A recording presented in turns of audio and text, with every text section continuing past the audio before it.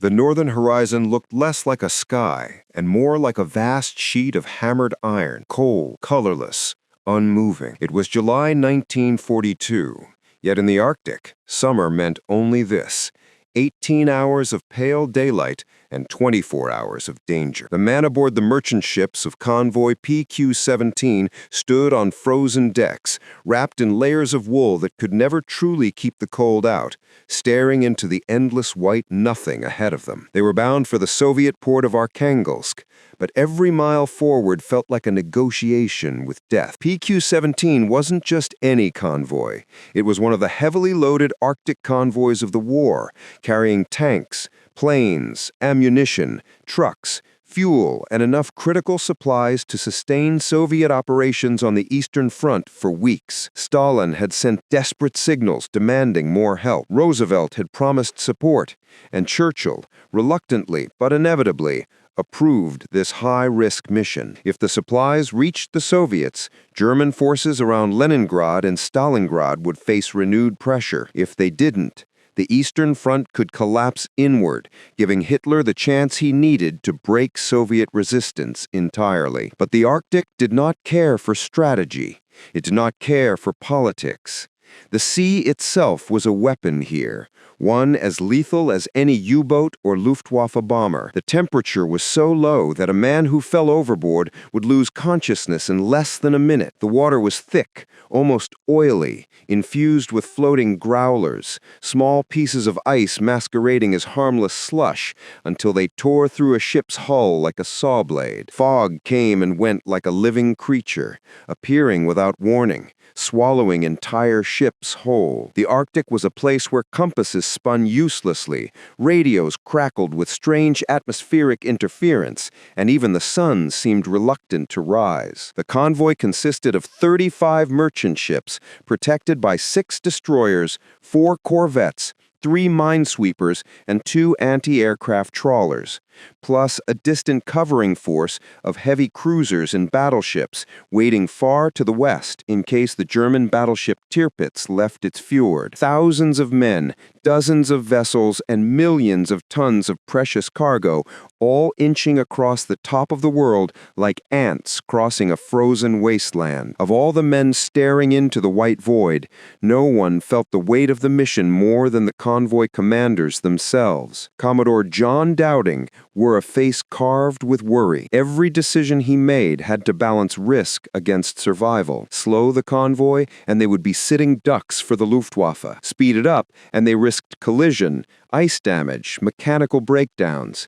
Everything was a gamble in PQ-17. Dowding knew that the real threat was not the ice, not the storms, not even the U-boats lurking beneath the waves. The real threat was German reconnaissance. If the Luftwaffe spotted the convoy and began shadowing it, the attacks would come in waves. Bombers, torpedo planes, dive bombers, submarines, and surface ships. The Germans had a name for this strategy: the bear trap. The Arctic was their hunting ground, and they intended to crush any attempt to supply the Soviets. But for now, as the convoy moved cautiously east, all was quiet, too quiet. On the deck of the American Liberty ship Honomu, Seaman First Class Daniel Hayes lit a cigarette with trembling fingers. He wasn't scared, he told himself. He was freezing, but deep down, he knew the truth. Every man on the convoy was scared. He had heard veterans describe the Arctic as the place where ships go to die, and he believed them. He had seen the photographs of earlier convoys, ships split in half by ice, burned-out wrecks bombed from above, men frozen mid-stroke in lifeboats. Hayes gazed out into the fog, shaking his head.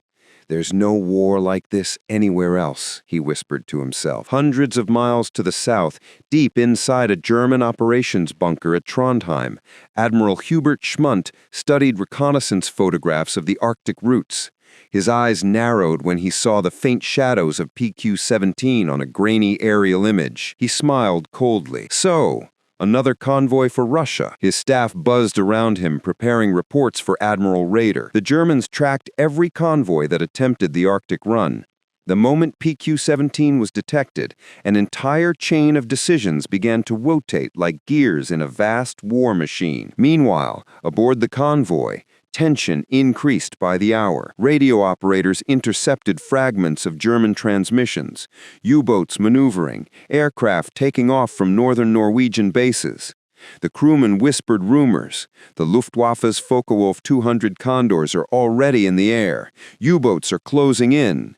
The Germans have deployed new torpedoes that run deeper and hit harder. The first sign of trouble came on July 2nd, when German aircraft spotted the convoy. A Condor circled high above, a dark silhouette against the pale sky. Alarm bells rang across the ships. Anti-aircraft gunners jumped to their positions, scanning the sky nervously. Dowding muttered under his breath, "They've found us." From that moment on, the convoy was no longer a ghost moving silently across the Arctic. It was prey. Tracked, observed, plotted on German maps with precision. The following day brought the first attack. At 12:45, the distant rumble of engines echoed across the ice fields.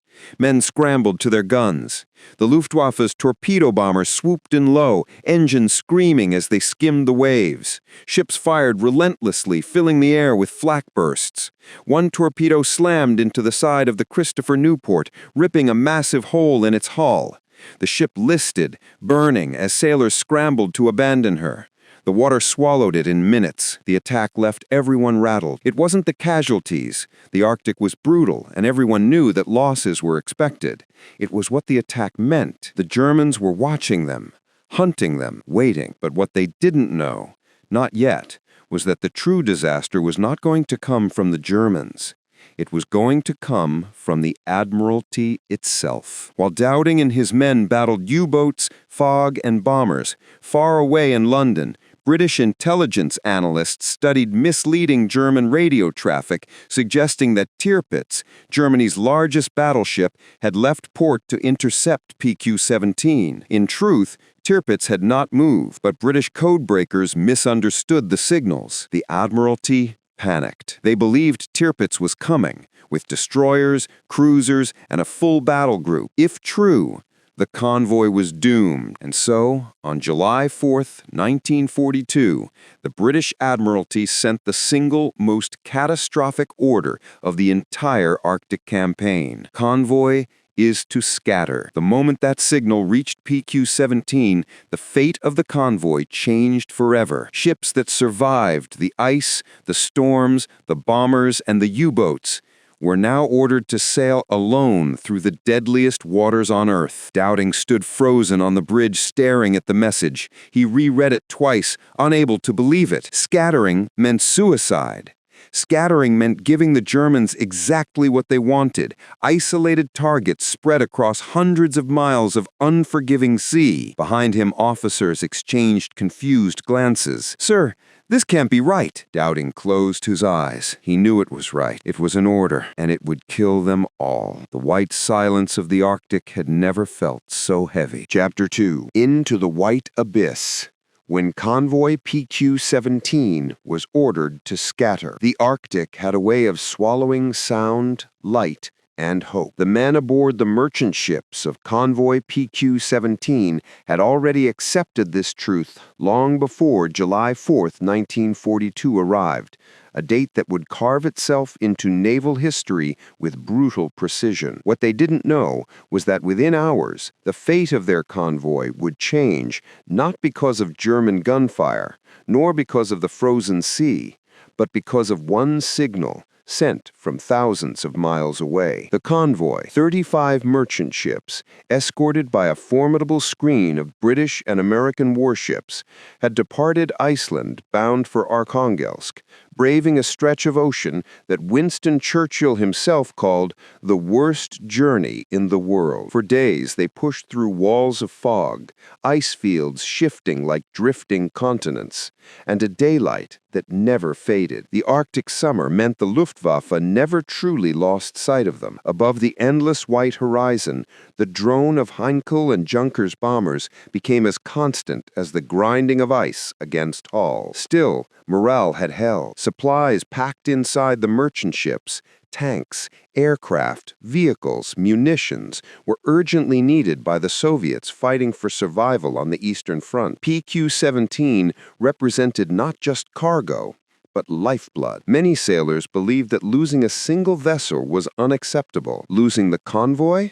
Impossible. They had escorts, intelligence, and firepower. At least, that's what they thought. By the evening of July 4th, the situation changed with the speed of a lightning strike. British codebreakers believed that Germany's pride, the battleship Tirpitz, the Beast of the North, was preparing to sail from its Norwegian lair. Even the rumor of Tirpitz was enough to send shockwaves across Allied command. She was a floating apocalypse, capable of shredding convoys on her own. The mere possibility that she was on the move triggered a full-scale panic. And then it came, a signal from the Admiralty, a signal that no one in PQ-17 could have predicted, a signal that would doom them. Convoy is to scatter, not turn back, not retreat under escort, not even hold position. Scatter. Every man who read the order understood the gravity instantly. A convoy's strength was unity,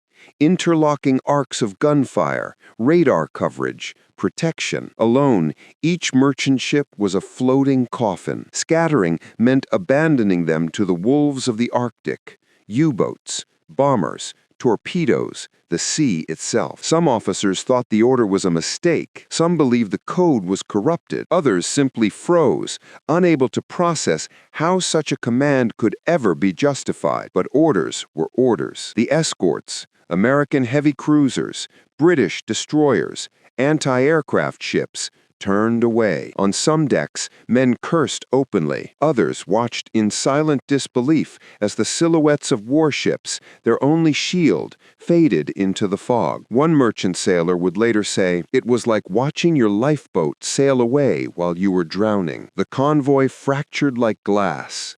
Ships fled in all directions, some north toward the ice fields, others south toward the Atlantic Ocean, others east toward Russia, praying the Luftwaffe would lose track of them. But the Germans didn't lose track. They had already marked their positions, their headings, their speeds, and now the convoy was defenseless. The attack came quickly, almost mercilessly. Wave after wave of German aircraft swept down from the direction of Norway, dropping bombs through the fog and daylight haze. Merchant ships, once steady in formation, were now isolated targets. The first explosions echoed across the sea like thunderclaps. Plumes of fire rose high above the white water. Ships burned until their paint curled and their hulls buckled. Some sank so fast that lifeboats never touched the water. Others drifted aflame for hours, turning the Arctic sky orange. U-boats moved next, silent, patient, deadly. They followed the trails of desperate lone ships, torpedoing them one by one. Several ships attempted to hide inside drifting ice packs, but the ice trapped them like jaws. Planes found them anyway. Survivors clung to rafts as freezing seawater clawed at their skin. Death took minutes. Some crews froze, others drowned. Others were pulled under as their ships slid beneath the waves. Throughout the carnage, the Germans kept waiting for Tirpitz to appear in the distance. She never did. She hadn't even left harbor. The convoy had been sacrificed for a ghost. By July 10th, the scale of the catastrophe became undeniable. Of the 35 merchant ships that began the journey, only 11 survived. 24 lay at the bottom of the Arctic, with over 100 sailors lost in waters so cold the dead didn't sink. They floated beneath the ice like frozen statues. The Admiralty blamed intelligence errors. Others blamed fear of Tirpitz. Some blamed the Soviet insistence on high-risk convoys. But the truth felt simpler to many of the men who lived it. They were abandoned, a decision made by distant commanders, people who didn't see the ice, didn't smell the fires, didn't hear the screams, had scattered them like prey animals. Churchill called the event one of the most melancholy naval episodes of the entire war. For the Germans, the victory was almost too easy. They had caused one of the worst convoy losses in Allied history with aircraft and submarines alone, without ever deploying their most feared warship. In bars, briefing rooms, and propaganda broadcasts, Germany praised the power of its Arctic forces. But historians would later note the irony. If Tirpitz had actually left port, the Allied escort fleet was strong enough to challenge her. The tragedy of PQ-17 wasn't just the loss of ships or cargo. It was a story of miscalculation, panic, and a single order that shattered the unspoken contract between sailors and their commanders. The Arctic had always been merciless, but this time, human error had even been worse. Chapter 3: The Hunt Across the Ice. Germany's Arctic wolves close in. The breakup of the convoy had turned the Arctic into a battlefield without borders. Before the order to scatter, PQ-17 had been a shield wall, imperfect, fragile, but still unified. Now, each merchant ship sailed alone through a maze of drifting ice, fog, and endless daylight, like fugitives fleeing a disaster that had not yet fully unfolded. The men knew they were being hunted. They could feel it in the unnatural stillness, in the glass-flat patches of water where submarines lurk, in the faint hum overhead that might be an aircraft or might only be the wind stretching itself across the frozen world. Germany's Arctic hunters were closing in, and every minute tightened the noose. The Luftwaffe was the first to strike after the scattering, and they struck with precision honed by years of hunting convoys. Reconnaissance aircraft, long-winged Focke-Wulf 200 Condors, patrolled wide arcs over the white horizon. Their crews didn't need to attack. Their job was simpler: locate the stragglers, mark their positions,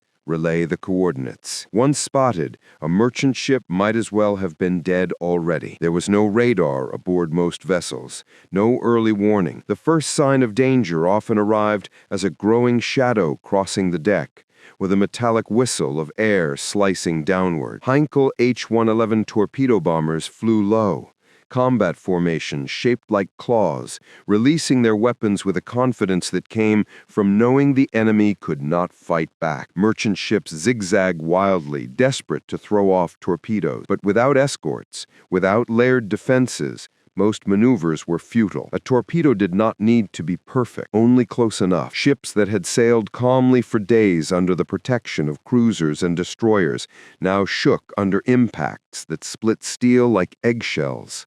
On some ships, men tried to man anti-aircraft guns, firing into the sky with more hope than aim. But the gun crews were exhausted, freezing, and alone. When a ship was hit, there was rarely time for heroics. Flames roared upward through cargo holds stocked with ammunition and fuel. The ice-cold water swallowed men within seconds. The Arctic was a world where you didn't die slowly.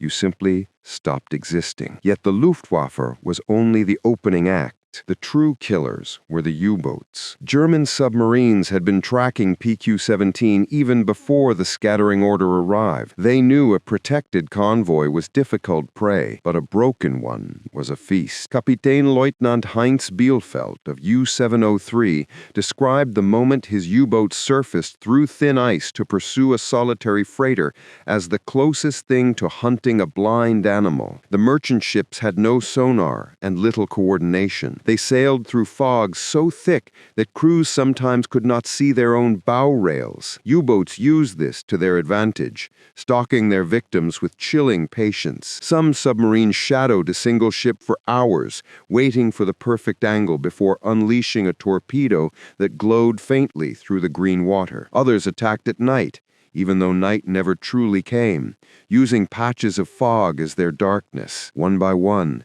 the ships vanished. The freighter Paulus Potter was hit mid-journey. Her crew abandoned ship and waited in lifeboats, watching their burning vessel drift. Hours later, a German aircraft bombed the wreck just to sink it completely, the explosion illuminating the survivors with a cold, eerie glow. They drifted on the open sea for days before being found. Others were not so lucky. When the Christopher Newport was torpedoed, the explosion ripped through its hull so violently that no distress signal was sent. She simply went down. Some lifeboats overturned from the shock. Some never made it to the surface at all. The temperature of the Arctic Ocean in July hovered near freezing.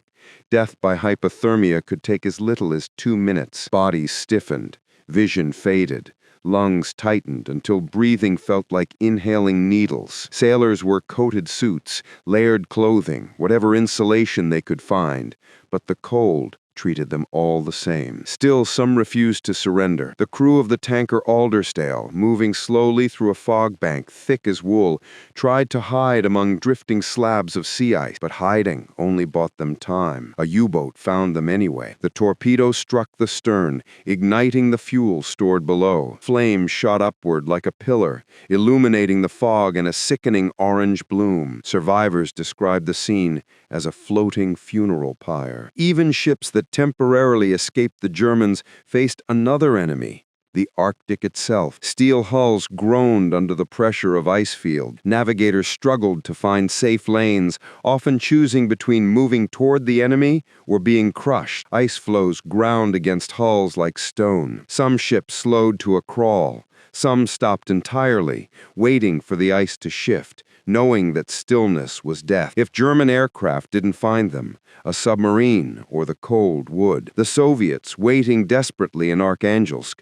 tried sending aircraft and ships to find the scattered survivors. But the Arctic was enormous, and the fog swallowed everything. Rescue missions were like searching for broken glass underwater. Even when Soviet patrol boats did locate survivors, they often found them too late. Rafts filled with frozen bodies, their hands still gripping ropes, their eyes still open, as if they had died mid-sentence. Throughout the chaos, one rumor persisted among the surviving ships, that help would return, that the escorts that abandoned them would realize the order was wrong and circle back, that reinforcements were coming, but no help appeared. The men were truly alone. Germany Naval Command celebrated the destruction of PQ-17 as one of their easiest and most decisive victories. What they did not know, what they could not have known, was the psychological devastation inflicted on Allied morale. This was not merely a convoy lost. It was trust broken, faith shattered, a wound that would bleed into naval strategy for the rest of the war. By the end of the first week of July, it was clear PQ-17 was not just failing,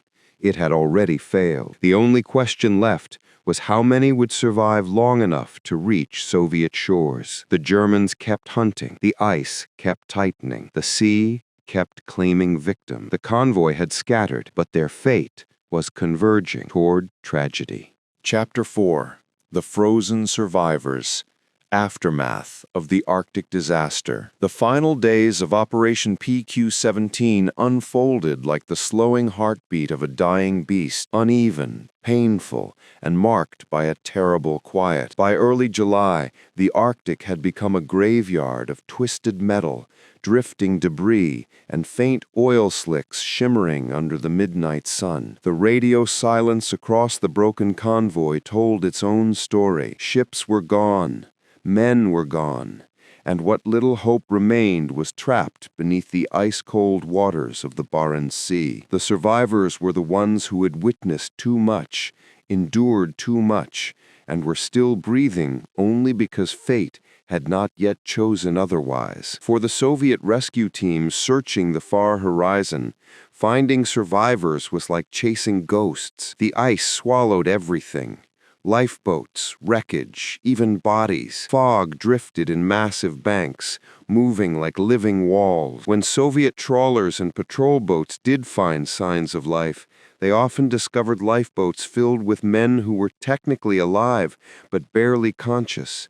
Eyes glazed from dehydration and cold exposure. Their skin was purple-blue, their voices gone, their movements slow and mechanical. Many had been adrift for days, surviving on slivers of food, melting ice in their hands for water, or simply waiting for the end. The ship Troubadour was found half crushed against a drifting ice slab, her stern submerged. Her surviving crew stood on deck waving cloth scrap. They had stayed aboard because abandoning ship meant certain death. Soviet rescuers hauled them aboard like men being pulled from another world. One sailor whispered, "We scattered, and then we died one by one," before passing out. His words would later echo through Allied intelligence rooms like a curse. Other survivors described moments that felt unreal, almost hallucinatory. The Arctic sun never fully set, leaving exhausted men trapped in a twilight that made sleep impossible. Some sailors swore they saw distant ships that weren't there, phantom silhouettes on the fog line. Others reported hearing voices carried on the wind. A few lifeboats drifted so long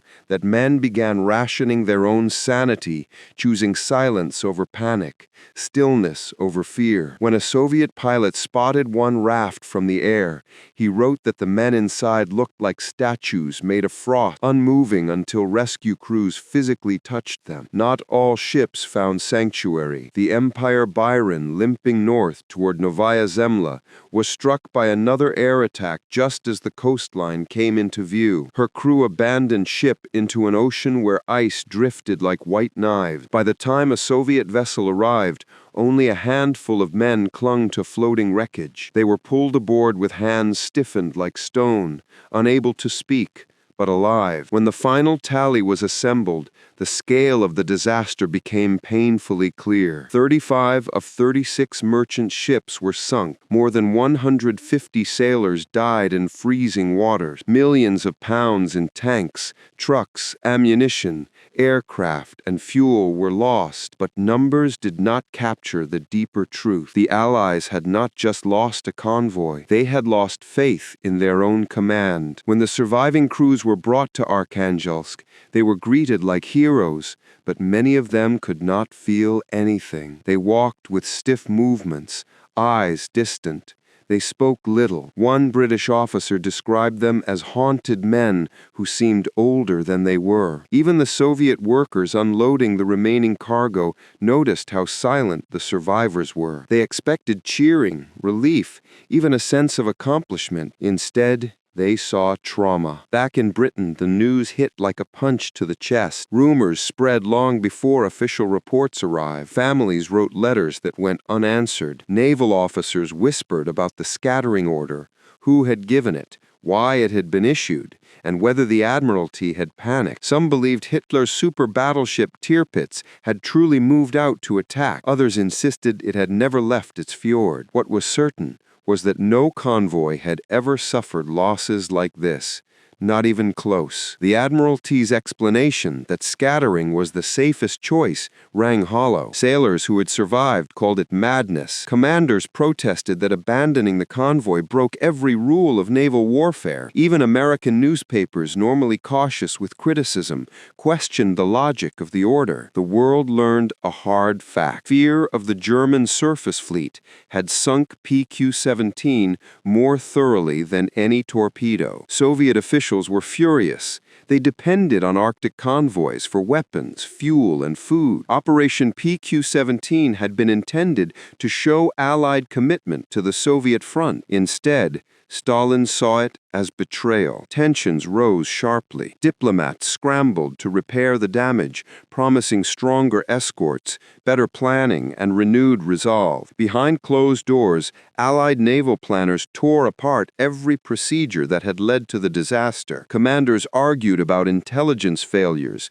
communication breakdowns, and the blind faith placed in outdated assumptions. It became clear that splitting a convoy in the Arctic was a death sentence.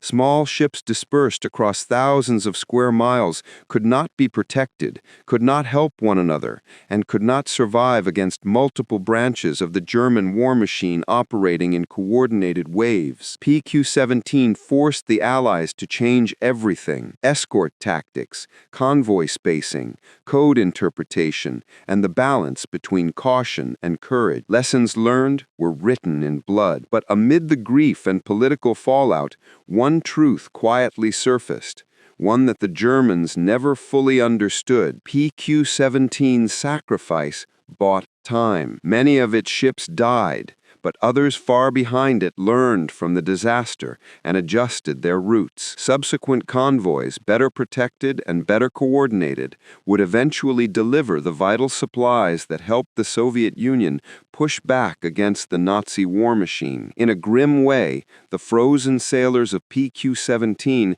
had helped turn the tide, even if they would never know it. For the survivors, however, none of this mattered, not yet. Months later, many still woke in the night hearing phantom torpedoes.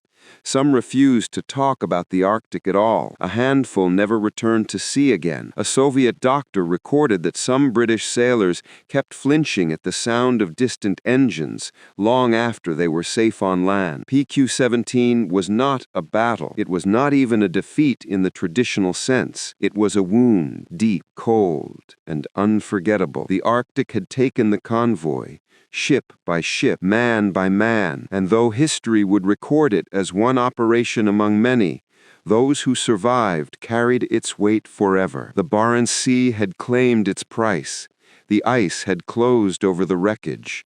The silence had returned. But the story of PQ-17, the tragedy, the fear, the mistakes, would echo through the war like a warning carved into the frozen north.